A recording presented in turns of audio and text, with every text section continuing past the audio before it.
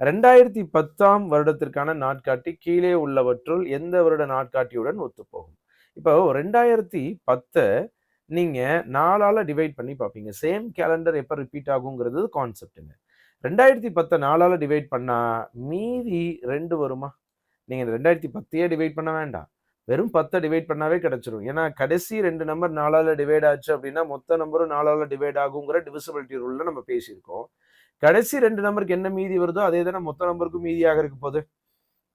அப்ப 10ஆல 4ஆல 10 4ஆல டிவைட் பண்ணோம் அப்படின்னா 2ங்கிற மீதி கிடைக்கும். அப்ப 2010 4ஆல டிவைட் பண்ணாலும் அதே மீதி 2 தான்.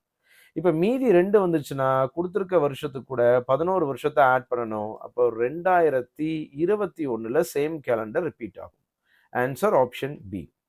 7வது கேள்வியினுடைய ஆன்சர் ஆப்ஷன் பி. 2021ல சேம் கேலண்டர் ரிப்பீட் ஆகும்.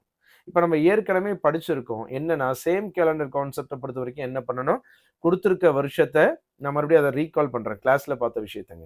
குடுத்திருக்க வருஷத்த 4ஆல டிவைட் பண்ணுவீங்க. எதுக்காக 4ஆல டிவைட் பண்றோம் அப்படின்னா, லீப் இயருக்கு அது எவ்வளவு டிஸ்டன்ஸ்ல இருக்கு அப்படின்னு தெரிஞ்சுக்கிறதுக்காக. இப்போ 4ஆல டிவைட் பண்ணும்பொழுது, மீதி 1 வந்துச்சு அப்படின்னா, குடுத்திருக்க வருஷத்துல 6 வருஷத்த ஆட் பண்ணா சேம் கேலண்டர் ரிப்பீட் ஆகும்.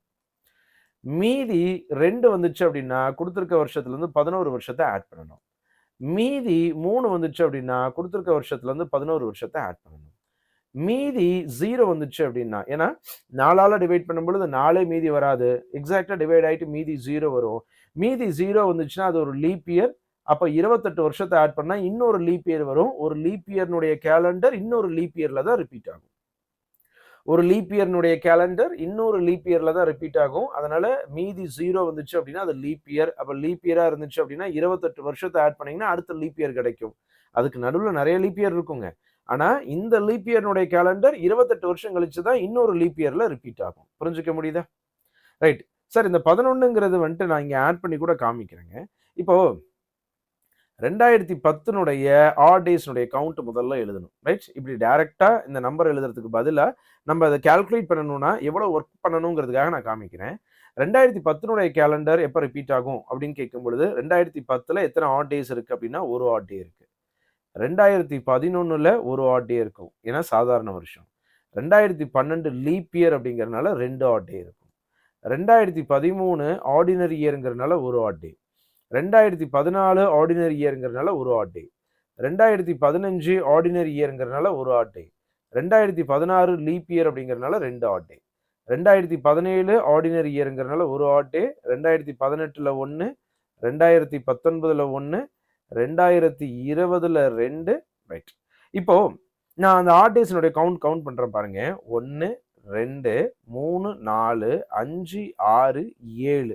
எங்க 7ன்னு முடியுதோ, அதுக்கு அடுத்து வரக்கூடிய வருஷம் சேம் கேலண்டராக இருக்கும். ரைட்? நீங்க ஆட் டேஸ்னுடைய கவுண்ட் பண்ணிக்கிட்டே போறீங்க இல்லைங்களா? அப்படி கவுண்ட் பண்ணிக்கிட்டே போகும்பொழுது, எங்க வந்து பார்த்தீங்க அப்படின்னா, 7 கம்ப்ளீட் ஆகுதோ, அடுத்து வரக்கூடிய வருஷம் வந்து பார்த்தீங்கன்னா, சேம் கேலண்டராக ரிப்பீட் ஆகும்.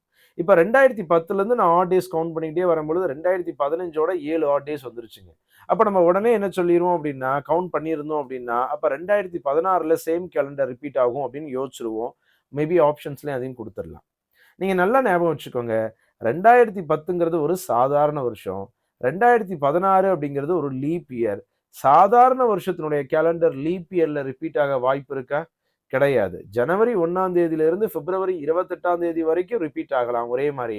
அப்புறம் லீப் இயர்ல பிப்ரவரி 29ன்னு வந்துரும். ஆர்டினரி இயர்ல மார்ச் 1ன்னு வந்துரும். அப்ப அதுக்கப்புறம் இருக்கக்கூடிய எல்லா டேட்டும் மாறிரும்.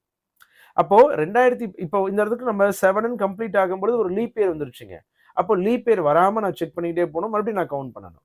மறுபடியும் 7 ஆச்சுங்களா? அடுத்து 14க்கு போகணும். 7க்கு அப்புறம் 8, 9, 10, 11, 12, 13, 14. இப்ப 14ல இந்த இடத்துல முடிஞ்சிருச்சு. 7உடைய மல்டிபிள்ஸ் முடிஞ்சிருச்சு. அப்ப 2021ல சேம் கேலண்டர் ரிப்பீட் ஆகும் நம்ம சொல்ல முடியும். அப்படி சொல்லும்பொழுது 2010ம் ஆர்டினரி இயர், 2021ம் ஆர்டினரி இயர். ஸோ அப்ப சேம் கேலண்டர் ரிப்பீட் ஆகும்னு நம்ம சொல்லலாம். இப்போ ஒவ்வொன்னொன்னா நம்ம கவுண்ட் பண்றதுக்கு நெறைய ஒர்க் அவுட் பண்ற மாரி இருக்குங்கிறனால தான் அத சிம்ப்ளிஃபை பண்ணி நான் இங்க சொல்லியிருந்திருக்கேன். ரைட்? நீங்க லீப் இயர்க்கு எவ்வளோ டிஸ்டன்ஸ்ல இருக்குன்னு பார்க்க போறீங்க. 4ஆல டிவைட் பண்ணும்பொழுது மீதி 1 வந்துச்சுன்னா 6 வருஷத்த ஆட் பண்ணுங்க. மீதி 2 வந்துச்சுன்னா 11 வருஷத்த ஆட் பண்ணுங்க. மீதி 3 வந்துச்சுன்னா 11 வருஷத்த ஆட் பண்ணுங்க. மீதி 0 வந்துச்சுன்னா 28 வருஷத்த ஆட் பண்ணுங்க. கிளியர்? ரைட். இதுலயே நான் ஒரு டிஃபிகல்ட்டான ஒரு விஷயத்தையும் சொல்லி எக்ஸ்பிளைன் பண்றேன். இன்கேஸ் 1900 இந்த வருஷம் எந்த கேலண்டர், இந்த வருஷத்தினுடைய கேலண்டர் எப்ப ரிப்பீட் ஆகும்னு ஒரு வேளை கேட்டிருக்காங்கன்னா, நான் எக்ஸ்ட்ரா ஒரு விஷயத்த டிஸ்கஸ் பண்றேங்க. ப்ராப்பரா கவனிங்க. இன்கேஸ் கொஸ்டின்ல 1900 அப்படிங்கிற மாரி ஒரு நூற்றாண்ட குடுத்துட்டு, அதனுடைய கேலண்டர் எப்ப ரிப்பீட் ஆகும்? இது ரொம்ப ரேர் கேஸ்ங்க. ஆனா இருந்தாலும் நம்ம தெரிஞ்சு வச்சுக்கலாம். ரைட். இப்ப 1900 அப்படிங்கிற ஒரு வருஷத்த குடுத்துட்டு, இதனுடைய கேலண்டர் எப்ப ரிப்பீட் ஆகும் அப்படிங்கிற கேள்வி கேட்கும்பொழுது, இப்ப நீங்க இத 4ஆல டிவைட் பண்ணீங்க அப்படின்னா, ரைட், இது லீப் இயர்ன்னு கிடைக்கும். ஏன்னா 1900ங்கிறது 4ஆல டிவைட் ஆகக்கூடிய நம்பருங்க. ஆனா 1900ங்கிறது தான் லீப் இயரே கிடையாதுல்ல.